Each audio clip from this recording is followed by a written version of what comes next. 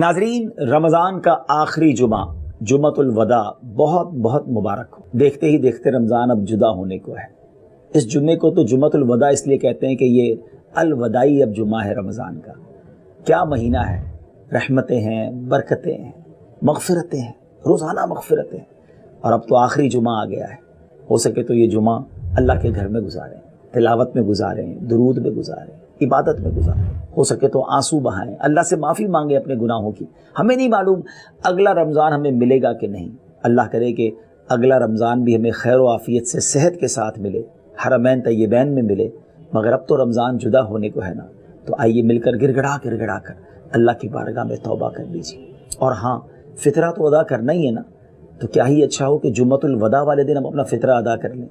عید کی نماز سے پہلے بھی کچھ لوگ دیتے ہیں، عید کی بعد بھی دیتے ہیں، مگر رمضان میں بھی دیا جا سکتا ہے، تو جمعے کا ثواب، رمضان کا ثواب بھی مل جائے گا۔ اور اللہ نے اگر آپ کو نوازا ہے نا، بہترین کھانا کھاتے ہیں، بہترین کپڑے پہنتے ہیں، تو فطرہ بھی بہترین کیٹیگری کا دے۔ یہ بھی اللہ کی بارگاہ میں ایک شکرانہ ہے کہ اللہ تو نے مجھے پورے رمضان بہترین کھانے کھلائے، اچھا افطار کروایا، عید کی تیاریوں کے لیے میں نے کپڑے بھی اچھے لے لیے، تو پھر فطرہ بھی تو اچھا والا ہونا چاہیے نا۔ آپ اسکرین پر 5 فطرے دیکھ رہے ہوں گے، جو کا فطرہ بھی ہے، کھجور کا بھی ہے، کشمش کا بھی ہے، اور پھر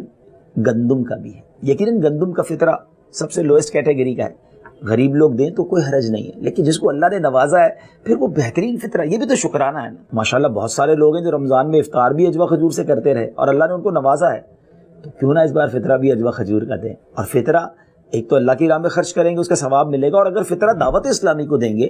تو اس کا فائدہ یہ ہوگا کہ یہ آپ کی رقم بہت سارے جو نیکی کے کام ہیں، دینی کام ہیں، فلاحی کام ہیں، اصلاحی کام ہیں، کتنے سارے کام کرتی ہے دعوت اسلامی، تو انشاءاللہ یہ عطیات وہاں جب خرچ ہو جائیں گے تو انشاءاللہ ہمارے لیے صدقہ جاریہ کا کام بن جائے گا انشاءاللہ۔ کیا معلوم ہماری رقم سے کوئی عالم دین بن جائے، کوئی حافظ قرآن بن جائے، کوئی ایسا مبلغ بن جائے جو غیر مسلموں کو مسلمان کرنے والا بن جائے، تو پھر کیوں نہ ہماری رقم دین کے اتنے بڑے کام میں ہم دعوت اسلامی کا ساتھ دے کر خرچ کریں۔ امید کروں گا اپنا فطرہ، اپنی دعوت اسلامی کو اور بہترین